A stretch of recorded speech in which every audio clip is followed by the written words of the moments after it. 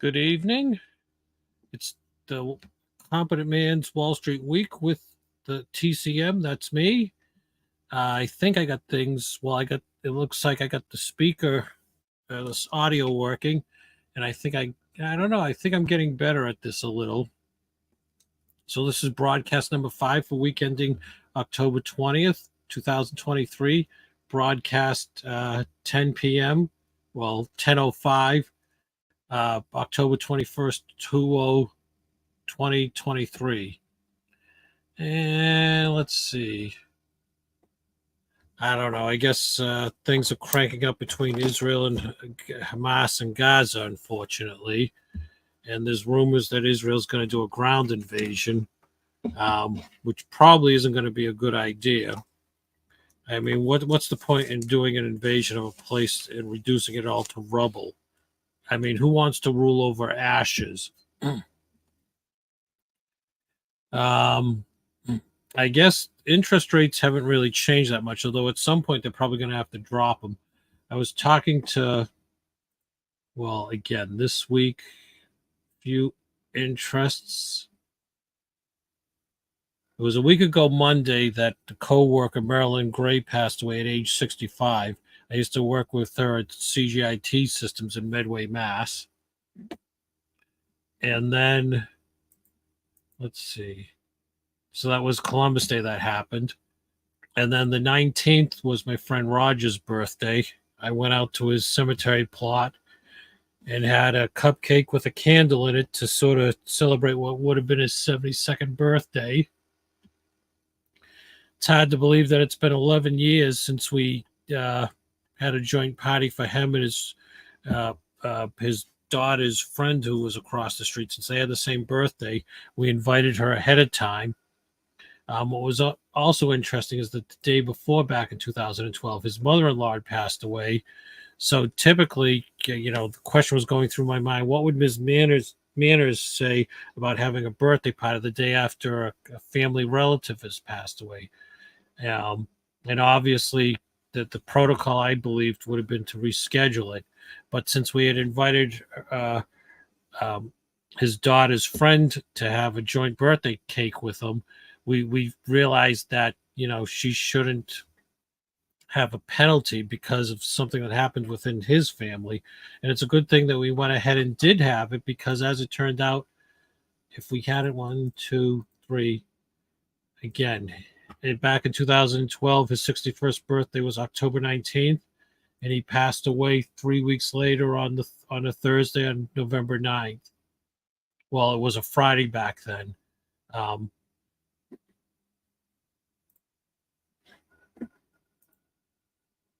And let's see, I'm going to take a look to see how Verizon is doing. I expect it's probably just Verizon. Nope, to the Z.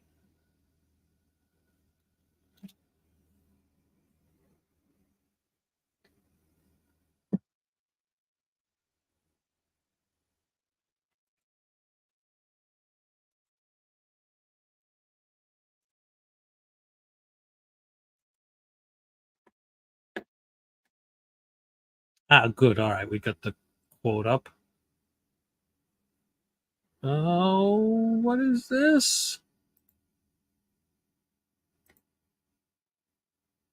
31. All right, so it's not moving anywhere. So basically, if you've been following my theta, on the 12th, you would have got $100 for writing the puts.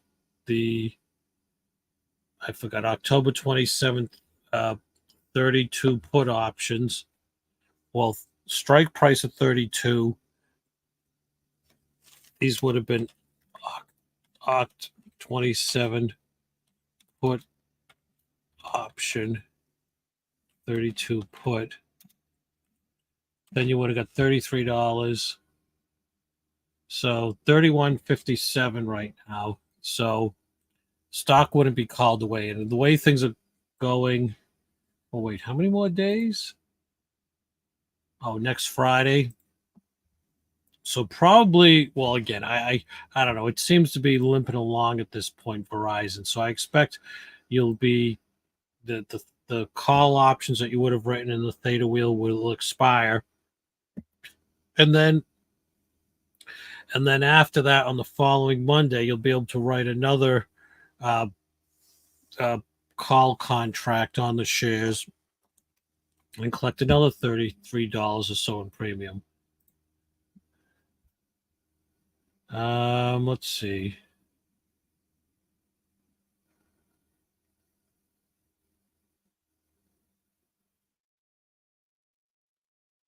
It doesn't look like any real. Let's see dividends. Let's see what's going on here.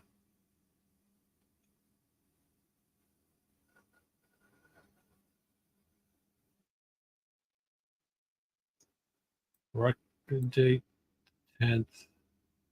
I don't think anyone following my theta wheel would have had the shares put to them on or before October 10th. So unfortunately, you're not going to get this. However, October, November, December, January. However, if the stock sort of stays more bond, and you just it doesn't really rise above 32, and you keep writing call options, I expect in January there'll be another op. You'll be able to collect the $67 per 100 shares then. And again, since it's quarterly, and this is the payout date would be November, so December, January. Well, no, I guess February 1st would be it. The record date's probably going to be in January, every 3 months.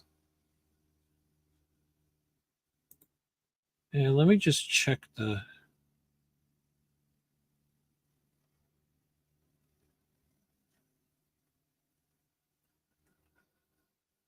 Well, again, the yield's almost 8.5%, which is unheard of for a stock like Verizon.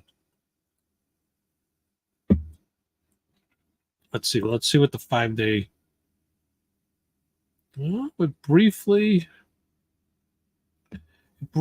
did get over, but again, with the call option selling for 30 cents a contract and it only getting up to 11 cents over the strike price, I wouldn't expect anyone to call away the shares.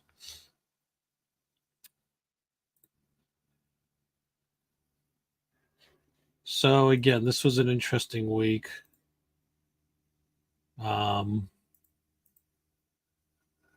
We're just coming up a week from this coming Tuesday is going to be Halloween, which friends of mine used to enjoy and like, and then I've been discussing or talking about.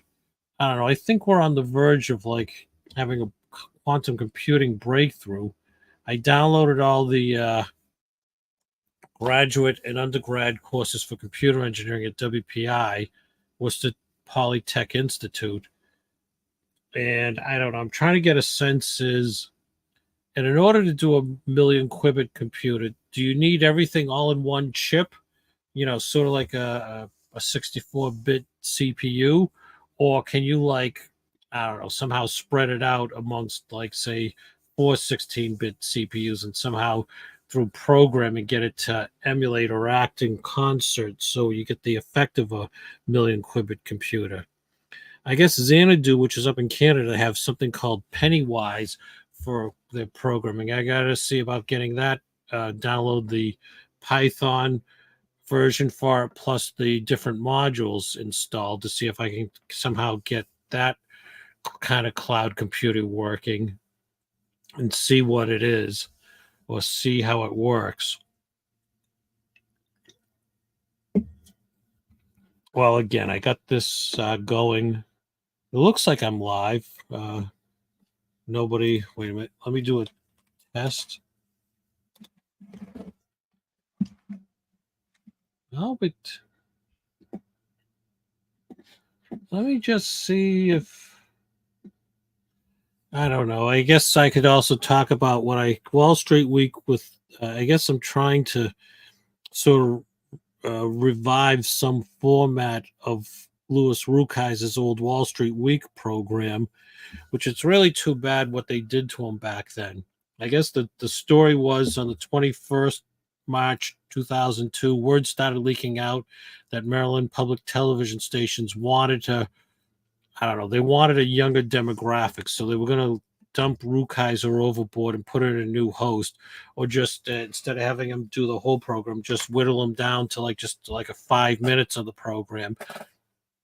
And I guess he gave a hilarious intro monologue where he talked about he was expecting to find his door padlocked and his chair up for sale or something. I actually did download a copy of that program, which I didn't think was available online anywhere, because reports had it that Maryland public television executives were so furious with his intro monologue that evening that they burnt the master tape for the program. But as it turned out, somebody somewhere did save a copy of it, and they uploaded it, so it's available online if you do a search. I did find enough. I was one of the things I was going to look for is I was going to see about going through all the programs, because again, it is an interesting walk through economic history, because every week, his commentary plus his guests on what was going on in the economy and the markets.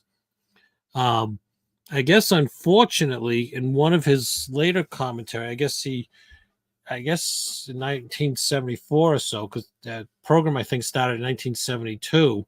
I guess for whatever reason, nobody made any archives or copies on VHS format of the first 2 years of his program.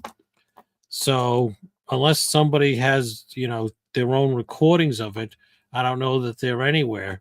There was some mention about somebody was going to register the domain Wall Street Week, and I guess the whole thing was it was going to be devoted towards an archive of all of the programs, and it was supposed to be like a pay service for it, but now it just redirects to Maryland Public Television Studios. As time permits, I'll have to look more into it, because if somebody somewhere has the first 2 years of his programs, well, again, this sort of it's part of history. And, again, stuff like that, even though it would take up shelf space and everything, it's irreplaceable. In one of the other groups that I deal with, Radio Club of America, one of the members passed away this past week, a guy named, I want to say Gerald Erskine. And I guess one of the interesting things, he passed away at age 92. He had been in an assisted living facility for the past several months. Jerry Eskin, 1931 to 2023. I guess his entire work career, he worked for the national security agency in Washington. And after, I don't know, I'm going to estimate, based on his age of being 92 when he passed away October 18th, just 3 days ago, I'm going to estimate that his work career would have been around 1950 to 1990, which would have spanned 40 years. I assume that he must have, there's no mention of what his degree was in or anything. I believe or assume that he was recruiter, got a job with him right out of college and worked his entire 40 years, and then he retired back to Boston. I remember Jerry at the meetings. He'd always be clutching this catalog of old-time radio programs that he got in the mail, and he'd want to order from places that the club had basically had issues with in the past and really didn't want to order from them. But Jerry would be there clutching his stuff, wanting to place an order with them, and people would be like, oh. And I guess it was, infamous that if you got on the phone with Jerry, you better be prepared. You better have several hours free, because, when you would try to end the conversation or hang up or end the call, Jerry would just keep talking and talking and talking. So he will be missed. And again, I find it incredible. I'm not exactly young. I'm almost 60 now. But to be old enough to actually have a perspective on things, I never really thought I'd be that old. It is kind of interesting. but it's also kind of alarming as people pass away, or you wonder who's going to replace them. Well, let's see. I've done about 15 minutes. I'll set up a schedule for next week's program at the same time, and hopefully, eventually, we'll start getting some people showing up to ask questions, because it would be much more interesting format. We had a bit of a interaction with potential audience. All right, so that's it for TCM's Wall Street Week with TCM for the week ending October 20th, broadcast October 21st, broadcast number 5. Thank you and good night.